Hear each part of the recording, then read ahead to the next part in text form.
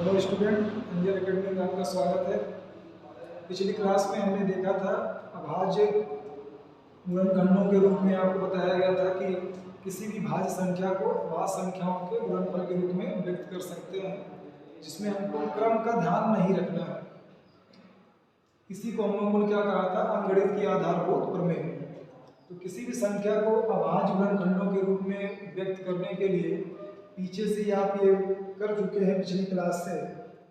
जैसे हमने कह दिया, तीन संख्याएं हम ले चुके हैं पहले से।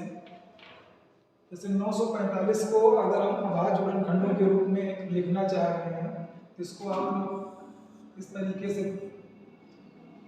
डिवाइड करने के रूल को अगर हम देखें तो इसको अगर काउंट करें तो 5, 4, 9, 18, जिसका अंक जोड़ने पर अगर 3 से डिवाइड हो रहा है, इसका मतलब ये 3 से क्या होगा, डिवाइड होगा। इसको हम 3 से डिवाइड कर सकते हैं। 3 त्रिक का 9, 3 एक 9, 3, 3 पचे 15। एक बार फिर से जोड़ेंगे तो 5 1 6, 6 3 9, 9 3 से डिवाइड हो रहा है, इसका मतलब इसको 3 से हम फिर डिवाइड कर सकते हैं। 3 एक 9 3, 2 डिजिट ले रहे हैं इसलिए क्या हो जाएगा 0, और आपका ये हो जाएगा 3 बचे 15। एक बार फिर 3 से डिवाइड करेंगे तो 3 त्रिक का 9 और 1 15, 3 बचे 15। अगली बार देखेंगे 5 और 3 8 हो गए हैं, तो ये 3 से डिवाइड नहीं होगा। इसके लिए हम इसको किससे डिवाइड करेंगे, इकाई हम चूंकि 5 है, इसका मतलब ये 5 से डिवाइड होगा, तो 5 से डिवाइड करेंगे, 5 से 35 और लास्ट में आपका 7 1 जा 7। पिछली क्लास में हमने आपको बताया था कि इस तरफ की जो भी संख्याएं होती हैं वो हमेशा क्या होती हैं, अभाज्य संख्याएं होती हैं, इसलिए हम इसको क्या बोलते हैं, अभाज्य गुणनखंड कहते हैं। अब आप देख सकते हैं कि 945 में आपका जो 3 है वो 3 आपका 3 बार आया है, तो इसको हम लिख सकते हैं 3 की घात 3, और आपका 5 और इनटू में आपका क्या हो जाएगा 7 हो जाएगा। यही आपका 945 का क्या होगा, अभाज्य गुणनखंड होगा। इसी को आपको आंसर के रूप में लिख देना है। इसी की तरह अब हम 140 का करते हैं। 140 के लिए आपको पता है जिसका इकाई अंक 0 होता है वो 2 से डिवाइड जरूर होता है, तो इसको हम 2 से डिवाइड करेंगे। 2 सत्ते 14 और 2 शून्य 0। इसके बाद फिर 2 से डिवाइड होगा तो 2 3 6, एक आपका 10 हो गया, 2 पंचे 10। अब आप देखिए फिर 5 आ गया, तो जिसका इकाई अंक 5 होता है वो आपका क्या होगा, 5 से डिवाइड होगा। तो 5 से डिवाइड करेंगे तो 5 सत्ते 35 और लास्ट में 7 आपका अभाज्य संख्या है, ये आपका बता देगा। इस तरीके से 140 का जो अभाज्य गुणनखंड होगा उसमें 2 आपका 2 बार और 2 की घात 2 लिखेंगे, और आपका 5 और इनटू में आपका 7। इस तरीके से 140 का अभाज्य गुणनखंड आपका ये हो जाएगा। 156 का अभाज्य गुणनखंड करते हैं, इसमें आप देख रहे हैं, आप ये ध्यान दीजिए कि 0 से कटने के लिए आपको नियम जानना होगा। जिसका इकाई अंक 0 2 4 6 और 8 होता है वो संख्या 2 से जरूर डिवाइड होती है, तो इसको हम 2 से डिवाइड करेंगे। 2 सत्ते क्या हो जाएगा 14 और 2 8 16, 8 आ गया है, इसलिए फिर ये 2 से डिवाइड होगा। तो 2 से काटेंगे तो 2 3 6, 2 9 18। लास्ट में देखिए, अब हमने अभी पीछे ही बताया था कि इसको जोड़ लीजिए, 9 3 12, 12 3 से डिवाइड होगा, इसलिए 3 से डिवाइड होगा। 3 का 9 3, 3 त्रिक का 9, और लास्ट में 13 आपका क्या है, एक अभाज्य संख्या है जो कि स्वयं से ही डिवाइड होगा, तो ये आपका हो जाएगा 1। इस तरीके से 156 का अगर अभाज्य गुणनखंड लिखना चाहें तो आपका हो जाएगा 2 की घात 2, एक आपका 3 और एक आपका 1, ये हो जाएगा 156 का अभाज्य गुणनखंड।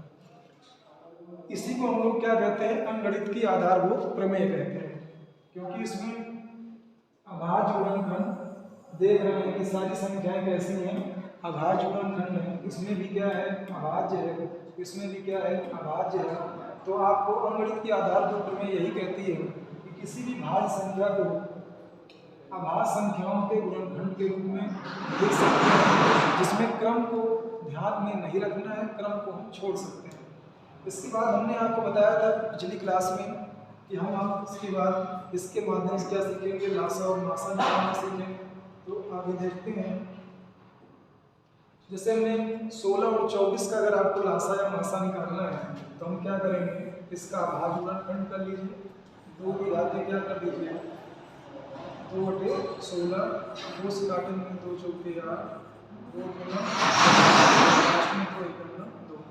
इसी तरह 24 भी करेंगे तो 2 का हो जाएगा आपका 2 1 2 2 4, 2 6 12 और 2 3 6, लास्ट में आपका 3 3।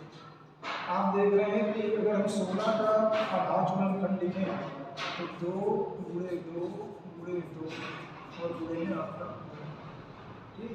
और अगर 24 का लिखें तो 24 में आपका हो जाएगा 2 गुणे 2 गुणे 2 और गुणे में आपका 3। लासा मासा निकालने के लिए मासा में आपको ध्यान रखना है, तो मास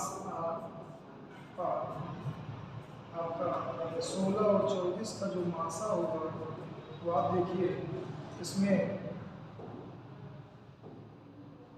जो दोनों में आता है उसको लेना है। तो आपका 16 और 24 का जो मासा होगा वो हो जाएगा 2 गुणे 2 गुणे 2 अर्थात 2 दूनी 4 दूनी 8, ठीक। और लासा में, लासा के लिए आपको,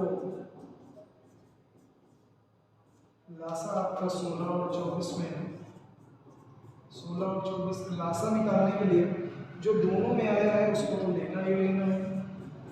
तो 2 गुणे 2 गुणे 2 और साथ में आपका ये 2 जो नहीं है इसमें उसको भी लेना है और आपका 3, इसको मल्टीप्लाई कर देंगे तो 2 दूनी 4 दूनी 8 दूनी 16, 16 दिया 48।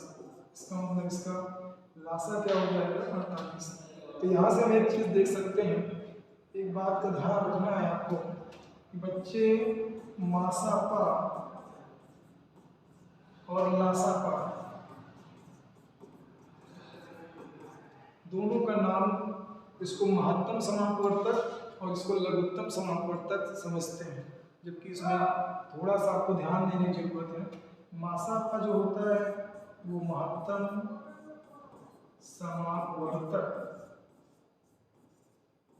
जबकि लासा का जो होता है वो लघुत्तम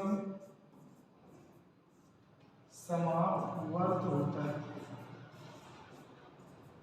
लघुत्तम समापवर्त, ठीक। इसका आपको ध्यान रखना है।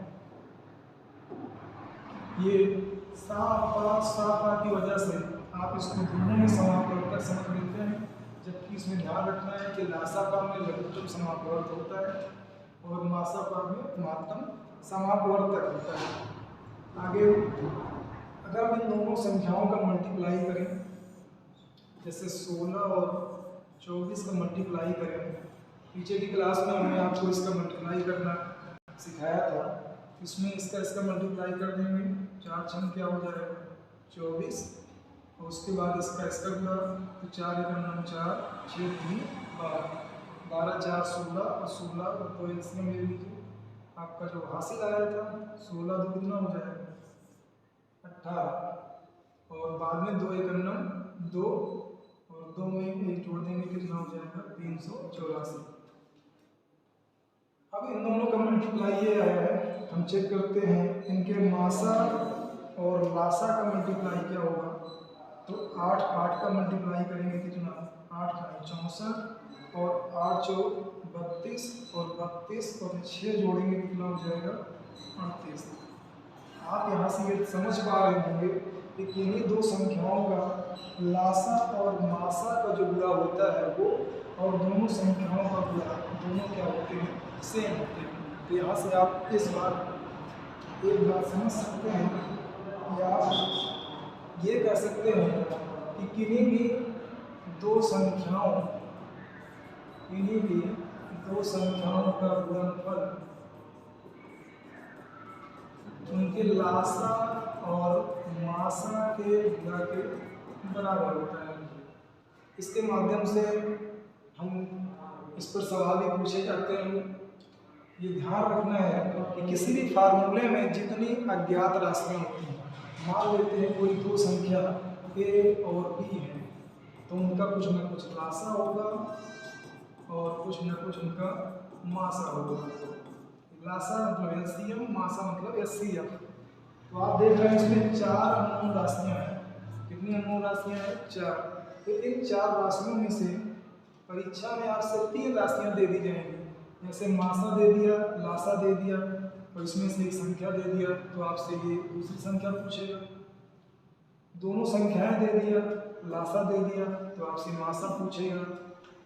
तो इस पर आधारित कुछ सवाल कल की क्लास में देखेंगे। आज के लिए इतना ही। बाकी थैंक यू। क्लास अच्छी लगी हो तो ज़्यादा से ज़्यादा लाइक, शेयर, चैनल को सब्सक्राइब और कमेंट जरूर कीजिए। ओके।